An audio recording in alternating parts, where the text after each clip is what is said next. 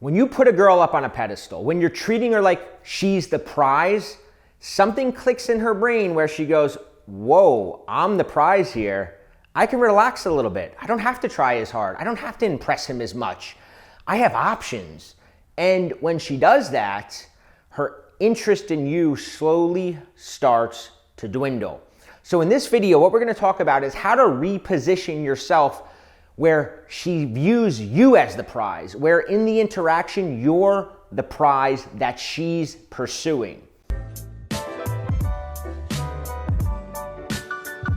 Hi, I'm Bobby Rio. So one thing that is crystal clear is that anytime you are treating a woman like she's above you, she instinctively begins to look at you as if you are below her. It's human nature. So what I want to discuss is, how can you be the prize with a woman? How can you have her seeing you as the prize? Because really, that's what she wants as much as you want.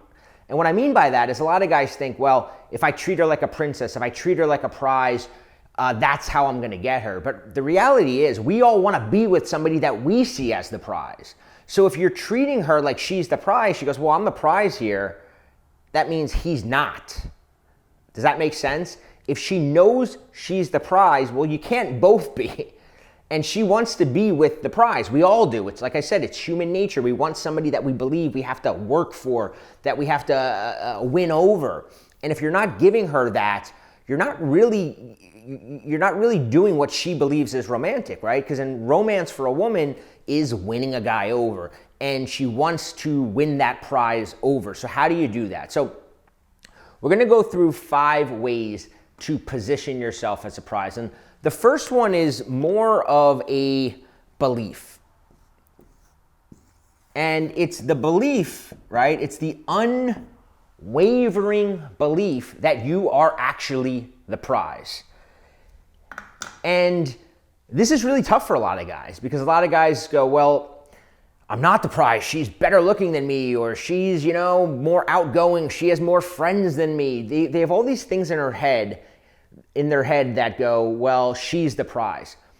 But we've all met the guy who really doesn't have a lot going for him, right? He's not making a lot of money. He's not the best looking guy. And he firmly, unwaveringly believes that he's the prize. And what happens when you do that? Other people buy into it. Women buy into it when you slap a really high price tag on yourself. And on the other hand, I coach a lot of guys that are good looking, at least average or above average looking. They have good jobs. I talk to them and I'm like, these guys are super personable. They're funny. Yet women are continually ghosting them or losing interest in them, because you can tell talking to these guys that they have a habit of putting women up on a pedestal, of believing the woman's the prize. And like I said, the minute she figures out that she's the prize, her interest in you starts to diminish. I tell a story sometimes about this friend, Mike of mine back in college, and he used to have this saying: if you think you're the man and you act like the man, then other people think you're the man. And then if other people think you're the man, well, then you're the man. And the very same thing could be said right here about being the prize. If you believe you're the prize, then you start acting like you're the prize. And when you act like the prize, women begin to treat you like you're the prize. And when they do that, you become the prize. It's very simple. It's a chicken or the egg type of thing, but you've got to start with that unwavering belief that I am the prize. Now, what we're going to talk about is how to actually implement that belief when you're with a woman. How do you display this without coming out and saying, hey, I'm the prize? Because if you tell somebody something, they're going to go, that's not true, or I don't believe that, or you're clearly not like that. But if she assumes it on her own, right, then we talked about if you act like it, then she believes it. So how do you act like the prize? Well, that's step number 2. The next thing you have to do is you have to stop chasing validation. So I'm going to write stop chasing validation. And what I mean by that is kind of think of it like this. I often say when two people get together, one person tries harder, and the person who tries harder holds less power in the interaction. Well, what's also going on is there is something called a validation vacuum. When a man and a woman get together, right? If you ask a woman out on a date or you're meeting up with her, there's this validation vacuum where somebody is going to be trying to get validation. Somebody is going to be trying to impress the other person. And it's sort of this thing that if it's not happening, it's kind of weird. It's like, whoa, what's going on? So if you stop trying to impress her, she's going to instinctively try to fill that vacuum with validation, trying to impress you and get validation from you, because it's just this thing where somebody has to do it. One person's always going to be trying to get the other person to like them more. It's just the way it is when two people get together. So if you stop chasing her validation, she's going to start chasing your validation. What does it mean to stop chasing validation? Very simple. It's stop trying to impress her. Stop going into your head and going, what can I say that is impressive about me? Okay, well, I got this good job. I can tell her about my job and the promotion I got, or I can mention, the town that I live in because I know that she's going to think that's a good town. I can mention the vacations I take. I can mention the car I drive. I can mention like all of these things. We don't really do it on a conscious level, but when we're with somebody that we want to try to impress, that's what our brain starts going towards. Even overly trying to show her that you're a funny guy and make her laugh and tell entertaining stories, when you're doing that and she's sitting back relaxing, well, you're sort of the entertainer. You're trying to get her validation. She's the audience that you're trying to win over. And what's interesting is that women actually want to be the one winning you over. They want you to be the audience that is a little, not impossible to win over, but doesn't laugh at everything and isn't immediate with the applause. She wants to work a little bit.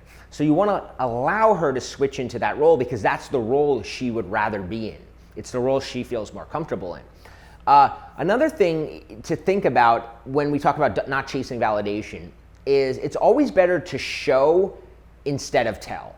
So if you think about a lot of the reasons you're going to tell her that you do something, right? Maybe you want to tell her about your vacation to South America, or you want to tell her about your new job promotion. What you're really trying to do is show a trait that you have, right? You're trying to show, okay, I travel to South America, which means I'm trying to show her I'm adventurous, or maybe you're trying to show her that you're successful enough to do that. If you're telling her about your new job, you're trying to show her that you're a leader, that you're good at what you do. But the reality is we believe something more when we see it with our own eyes. So instead of telling her how you're adventurous, be adventurous with her. Instead of telling her that you're a leader at work, lead her. Take her and say, hey, let's go do this. Lead the vibe with her. Make bold statements around her. Take charge. And she's gonna come to her own assumption, oh, this guy's a leader. Or same thing, if you're, instead of telling her the adventurous stuff that you do, be adventurous with her. Go, this guy's kind of boring. I got a really cool place we can go to. Be adventurous. That's way more believable than you telling her, oh, I did this and I did that, because that comes across as trying to impress her. Another thing to keep in mind with this idea of not chasing validation is not overly explaining yourself. So if somebody's the prize and we want them to like us, we often tend to try to justify things. So if we aren't really comfortable with the job we have, we might try to explain it. Well, I'm only doing this for a little while until I find something better, right? That's explaining yourself. If you're currently a little out of shape, right? It's the holidays right now, and maybe you're like, I'm a little overweight. And you try to explain, well, I'm normally in better shape, but I've just been letting myself go. You're explaining yourself. And when you do that, you're showing the person that their opinion is really important to you and you're trying to impress them. You want to reverse that, right? You want to take chasing validation out, because when you do that, to fill that vacuum, she is going to start wanting your validation. So the third thing that you want to do in terms of being the prize is be the decision maker. This is something that a lot of guys have difficulty understanding when you're meeting a woman and you get her out on a date, right? Because I coach guys all the time that they go out on a date or two and then the woman loses interest. And it's always because of this, because she's clearly the prize in her eyes by the way he's treating her. And once a woman knows she's the prize, she goes, oh, I got options. And there's something that we don't want to be with somebody who really views us as being up on a pedestal. But what a lot of guys don't understand is that we think, well, we're sick of getting ghosted by women. We're sick of women losing interest after a couple dates. But here's the thing. Women are just as sick of this. Women are going out on all these dating apps and meeting all these guys who never call them back, who ghost them, who sleep with them and never talk to them again. And in her mind, all these guys are the prize. They got ghosted. They're complaining. They're worried. They're sitting by the phone. Well, that's the prize. So if you come into it and you start treating her like the prize, then there's something like off to her about that. So when I say be the decision maker, go into it going, I'm not automatically impressed by her. I don't automatically want this girl to be my girlfriend. I don't know what I want from her. She seems kind of cool. She's attractive. I definitely want to kiss her and see if there's a spark there, but I don't know what I want. I want to get to know her. And when you do that, when you go into it with this attitude of, I don't know what I want to get to know her, you become the decision maker. And what does this mean in action, right? How do you demonstrate this? Well, we're gonna use something that I call next level deep validation. Next level deep curiosity, okay? So validation comes from curiosity. This is what I mean. Next level deep curiosity before validating. So let's say you're talking to a woman and you find out she's a lawyer. Well, the natural instinct of a guy who's trying to impress a woman or trying to get a woman to like him is to go, oh my God, you're a lawyer. That must have been so hard. You went through school. That's so cool. You must be making a lot of money. Like there's all these things that we're validating her for. But the reality is we don't know why she chose to be a lawyer. So if you start going, oh my God, that's so cool. That must have been so hard. You think you're like making her feel good, but what if her family had the expectation she was going to be a lawyer and that's not really what she wanted to do? Well, now when you tell her how cool it is that she's a lawyer, it doesn't mean anything to her, right? It kind of just seems like a kiss-ass thing to say. So instead, what I always say is go next level deep before validating. Always be curious to learn more. So she's like, what do you do for a living? I'm a lawyer. Oh, what made you decide to do that? How did you decide you want to do that? So then she might go, well, I've always been into the law growing up. You've always been into the law? That's kind of interesting. I never met a little kid who was like studying law. What got you excited about law? Like what drew you to that? And now she might go, well, it was just this, history. I loved history. Oh, you like history. You're always going next level deep because when you do that, what's going on here? She's going in her brain and going, oh, he wants to know why I got drawn to law. Okay, what is my reason? And she's subconsciously going to try to impress you. Oh, you liked history. Oh, and then finally you're eventually going to get to the root of it. And she might go, it's something about whatever it is, right? Whatever that ultimate reason she chose is, then you can go, oh, that's really cool.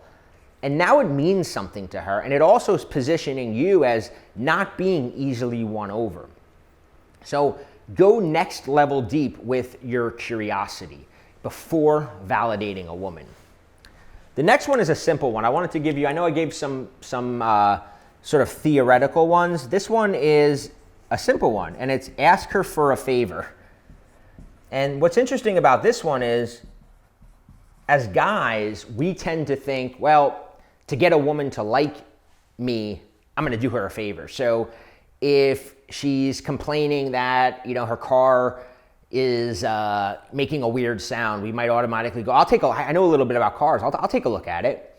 Or if she's mentioning, that her computer's not working, whatever we're good at, we want to jump at an opportunity to do her a favor because we think that's going to make her like us more. But what Ben Franklin talked about like 200 years ago was this idea that we actually like somebody more when they when we find ourselves doing a favor for them. So Ben Franklin says, if you want somebody to like you, ask them for a favor. It's counterintuitive, right? Like if we want somebody to, how does that work? Why does somebody like me more?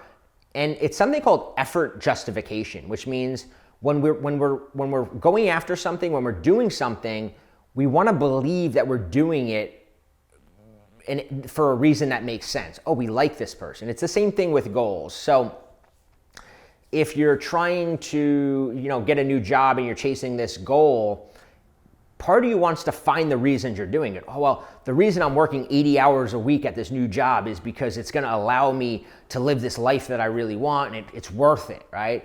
Well, if she's doing you a favor, part of her brain is going to start going, well, why am I doing this? Oh, I must like this guy. It must be worth it, right? It's effort justification. And the thing is that I had a friend did really well with women, this guy Doug, and he used to do this all the time. I never understood it. Like literally we'd be like, he'd meet a girl at a bar, and like 5 minutes into talking to her, he'd be like, hey, can you hold my drink for a second? And then he'd just like turn and talk to like us while she's holding his drink. And I'd always be like, that's so rude. And then I understand. And he wasn't doing it as a tactic. Doug was one of those guys that had the unwavering belief that he was the prize. So he thought like, why would she not want to hold my drink, right? And he would wind up getting her because there's something in that. When we do somebody a favor, we begin to like them more. So you don't need to go overboard with this. You don't need to have a girl doing you like favor after favor after favor. But at the same time, don't be afraid to ask for a favor early on with a woman. It could be something as simple as if she mentions she's really good with editing phone videos. Oh, you know what? Can you like show me how to do it? And don't make the favor seem like an excuse to hang out with her. Like that's different, right? We've all made that mistake too, where it's like she's like, oh, I'm good at yoga. Oh, can you show me how to do it? Well, then part of her brain goes, oh, he's just using that. So instead what you can say is, can you make me a video on how to do that? Can you just like record yourself making a video? Because now it seems more real, and she's putting work in, and she's sitting there with the camera going, why am I doing this? And she feels like she likes you. It's weird, but true. Now, the next thing we want to talk about is set and communicate standards. Set and communicate standards.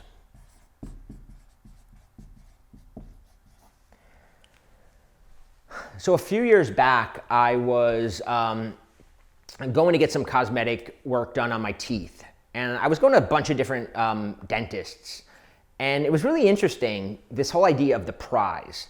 Some dentists I would go to and I'd walk in and they'd be like just hovering over me and trying to like, do you want water? Do you need anything? And then they'd give me the thing, do you have any questions? And like they'd be kind of kissing my ass to get me to use them. And then I'd leave and I'd get like emails from, have you decided yet? Do you have any questions? And there was always something I was like, why is this person, if they're really good at what they do, shouldn't I be like chasing after them? And then this other dentist, the one that I wound up going with, he was like, you walk in his door, there's a sign, if you're more than 5 minutes late, you're gonna have to reschedule. And I was like, whoa, that's kind of a mean thing to write, right? If I'm 5 minutes like no exceptions, if you're over 5 minutes late, you must reschedule. Then I walk in and I tell him, because I had an appointment to go to afterwards, and I was like, and I already had been to like 3 or 4 other dentists, so I kind of knew the spiel, I knew what I wanted. And he started going into his procedures, and I started to say, listen, I already know what I want, and I have somewhere to go. Can you just kind of tell me like what it's gonna cost? And he was like, no. He's like, I need to explain to you what I'm gonna do. If you don't have time now, you can come back. If you don't wanna hear it, then maybe we're not right for each other. And I was like, oh, that's kind of weird. So I like pulled out my phone and I texted, I was like, hey, I'm gonna be a little late. And I sat there and I listened to him. And then he gave me the price, which was a few $1,000s higher than everybody else. And I kind of asked him, and he goes, listen, you're paying for what you're paying for quality. Like, no, he wasn't explaining it. He wasn't apologetic about it. He was just very matter of fact. And he never like begged me with email follow-ups like, hey, did you think about it yet? Never heard from him. I wound up going, hey, I want to use that guy. Because in my mind, that was the prize, right? Because he set and communicated standards, and he didn't need my business enough. So how does this relate to women? Well, One example that you can do is not letting a woman downgrade your meetups. This is something my friend Chris talks about too, and in I think a video we did together, we talked about this idea where if you're gonna hang out with a woman and you're supposed to meet up with her for dinner, and you hit her up and like, hey, so you wanna grab dinner? And all of a sudden she's like, hey, you know what? I'm kind of tired tonight, but why don't we meet for lunch? That's like a downgrade, right? Because we all know that dinner is a much better opportunity to get to know her. There's a much better chance that the night is going to continue back at one of your places later. You know, it's just a much better environment for a date than lunch. Lunch is like this like thing that it's like after an hour you got to leave, right? And so what happens is a lot of guys, because they see her as the prize, they go, well, if I lose this opportunity, I might not see her again. So they say, oh, sure, I'll meet you for lunch. But the reality is you want to set and communicate your standards and go, hey, you know what? I'll tell you what, why don't we just reschedule for a night you have free? I'd rather meet for dinner. And you might be thinking, well, I might lose my chance. But in her mind, you just communicated that you're the prize by doing that. Well, he's like, it's not that important to meet up with me that he's willing to meet lunch. Same thing when a lot of times if a woman's being wishy-washy with you. So if you're saying, hey, this Friday, do you want to go to this thing I got tickets for? And she's like, oh, can I let you know? I'm still figuring things out, right? A lot of girls do that. Just go, hey, you know what? I can tell this week's not good for you. Let's just do it another time. Take the offer off the table. Because again, if you don't want wishy-washy behavior, if you don't want a girl downgrading you, then don't allow it. Don't give her that opportunity. Take the offer away. That's what a prize would do. When my dentist, when I said to him, hey, can you just tell me how much this is gonna cost without the whole spiel? He goes, you know what? Maybe we're not right for each other. He goes, if I'm gonna work with you, I want you to know what my procedure is. If you don't have time to do that, we can either reschedule this meeting or maybe it's not a good fit.